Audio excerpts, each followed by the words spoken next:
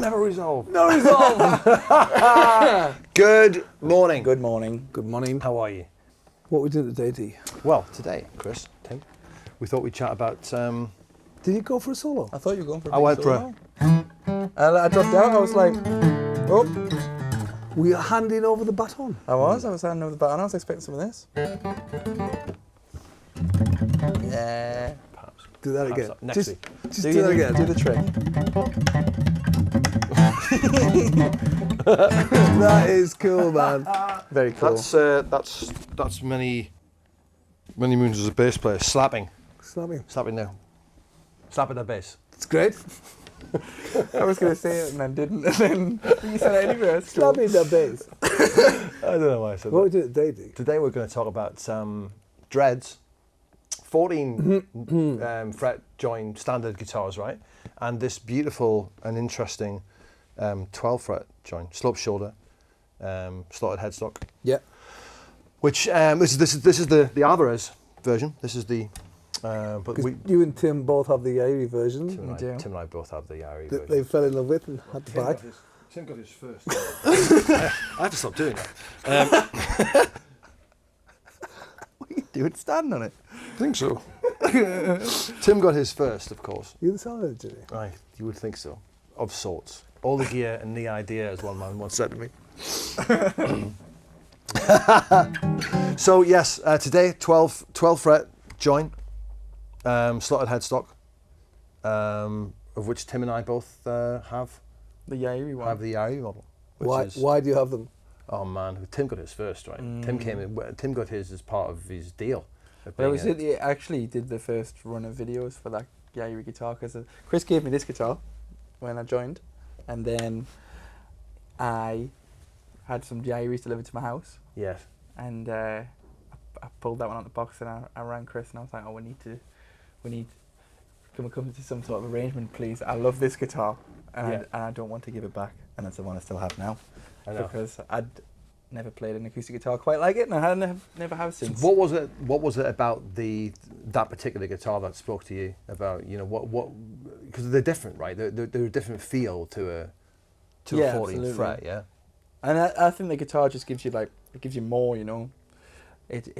with the bridge being in a different place, it just resonates in a different way. You get more bass, you get more.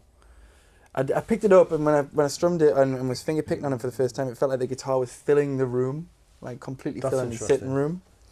And I think it's a particularly special guitar. Because they're not a strummer's guitar, right? Would you say? Or what do you think? I mean, I'm strumming it. I'm hammering it away there, but it feels great. I think they are.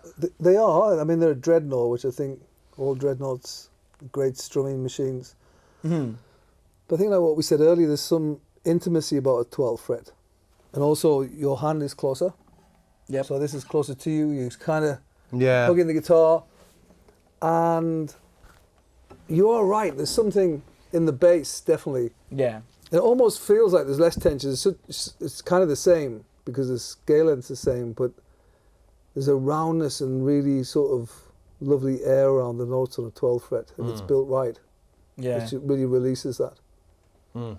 It's the same thing I was saying to you before as well. It's like I play my FYM folk size more than any other guitar that I have. And I love that guitar as well. But you have to be incredibly accurate and consistent with your finger picking, right? That's really interesting, I think. My guitar's out of tune. You have to be consistent all the way through, and you can't really make many mistakes, right? If you make a mistake, the guitar's going to let everyone know that you have. But what you're actually saying there is that you can be less accurate with a dreadnought than an OM. Well, not necessarily. I guess it's just with the 12th fret join, right? The top's resonating so much that you can... There's more woof, there's more air. Sort of. So you can just like, if your thumb doesn't strike the bass note as hard as you want it to, the guitar's going to help you out, right? That's a good point. It's going to let the guitar do the work for you. Now, I play the FYM70 because I like the slimmer size. I play it more. I like the slimmer size, and I like working on my accuracy and my consistency. Like, I do like to make sure I'm as consistent as possible. But then when I do go to the... But the FYM is, you're saying it's less forgiving. Less forgiving. So it exposes Exposing any shortcoming, Absolutely. slightly notes on the fret or whatever. Yeah, absolutely. So then when I go with my 12 fret slope shoulder, it just sounds like just massive. You can play a bit easy. You don't have to. You're not focused as much as the consistency. Now there's two different things going on there with the FYM and the DYM. So the 12 fret and the 14 fret joint. But with the 12 fret joint, when you are playing it and you can just fall in it, and your bass notes are just going all over the place and ringing out, it sounds like piano. It's lovely, man. That's why I like 12 fret joints. Interesting that though, to say you kind of get away with more with a dreadnought, and there is all that air going on, and there's just masses of activity and breadth or width of frequencies going on as well. You probably where the OM is, you're in a smaller place, right? Absolutely, yeah. But that's particularly for fingerstyle. Like, don't get us wrong. I'm sure, like all the flat pickers out there who are playing their dreadnoughts and then with their incredible accuracy with a picking hand, you cannot make a mistake there. Absolutely, with a dreadnought. But if you're playing fingerstyle, especially with a 12 fret though, fingerstyle isn't as forgiving on any 14 fret guitar as it is on a 12 fret guitar. That's my opinion. Controversial, probably. Someone will probably comment saying wrong. But I think if you play fingerstyle, you can get more out of a 12 fret than you can get out of a 14 fret. And that's why I like 14 frets. But it's different. I mean, 12 frets, sorry. Flat picking is different. Incredible. You're driving those notes. And what I was saying before is, you've got your two main struts, your X brace coming. So if I follow this X brace here, it's probably coming underneath the sides of the bridge. So that's creating a structure, that triangle there. You move that bridge back, all of a sudden it's away from the struts. It's kind of floating in the top more. So it's when people sometimes say, 12 fret bridge is in the sweet spot. That's what they're saying. So it's there. So the brace continues, so you're further away from the struts, from the construction. Yes. So there's like less structural integrity, if you like. So there's probably more going on. However, you always, there's a compromise. What you gain, you will lose something. And that's, I think, what's one of the interesting things about guitar design is, you find something that you get more from. But you always lose something. Right, okay. So moving that back, you're going to get less sustain. Because this being next to the struts and that very tight area that's going on, arguably the volume is different, there's a tighter sound to that. That's probably why the tension feels different, even though the tension is, the scale length's the same. So that bridge is more floating than the 14th fret, which is further forward.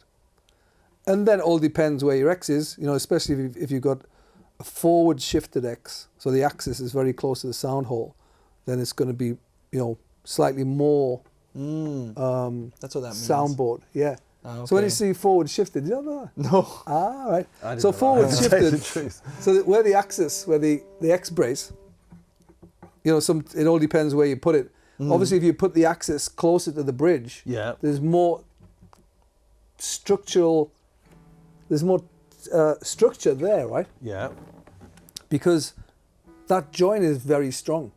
Yeah. So if the axis is further forward, you've got a larger soundboard.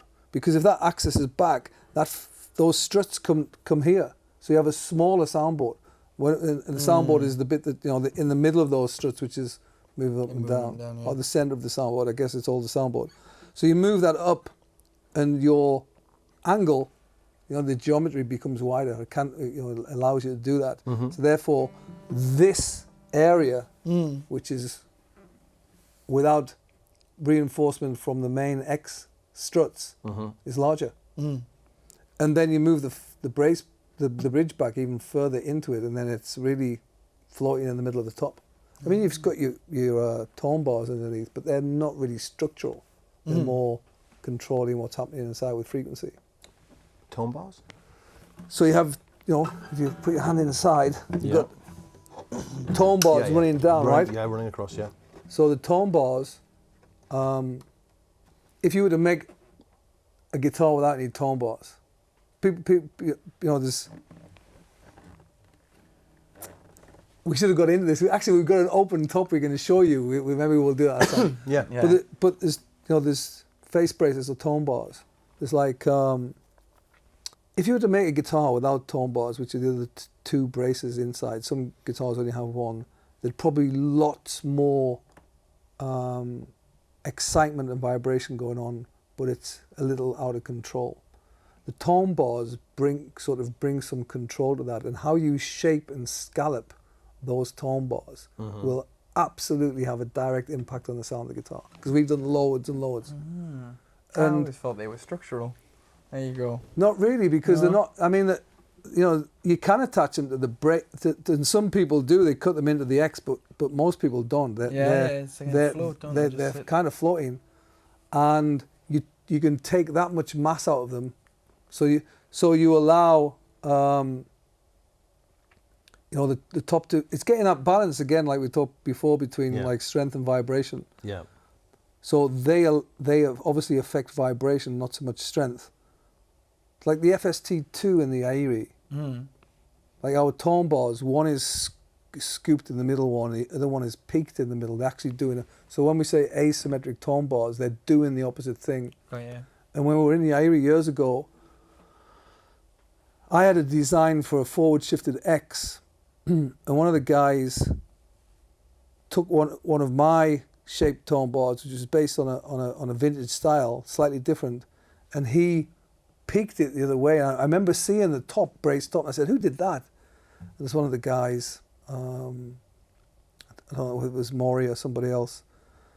And I looked at it and I thought, I can see what he's thinking there. He's like, it's like an opposing sort of idea. So where one was releasing activity in the middle frequencies, where the other one was tightening that up. So it's like, you're running from bass to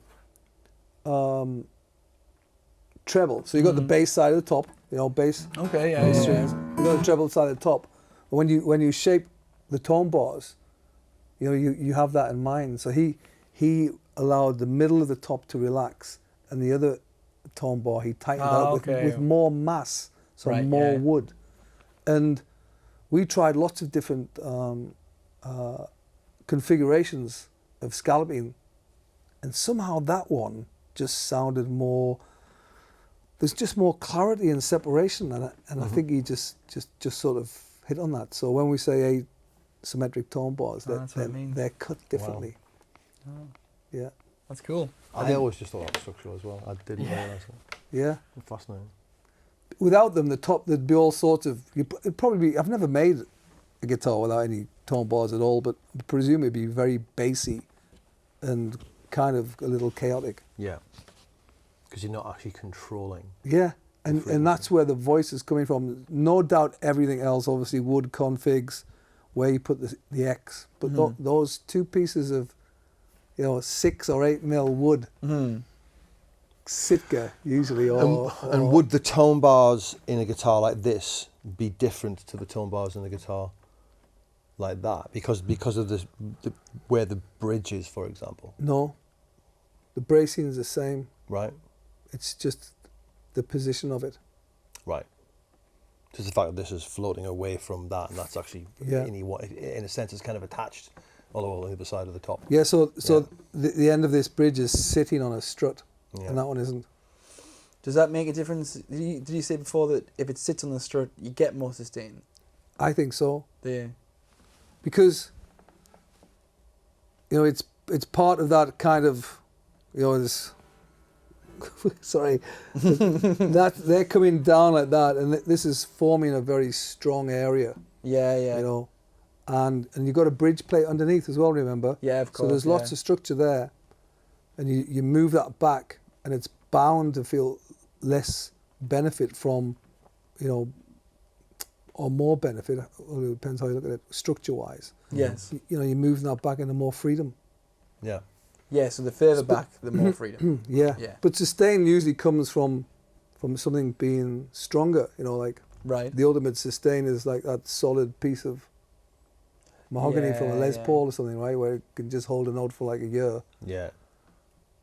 So, it's just a massive piece of solid, thick wood where... Okay, yeah. So it's like... Yeah.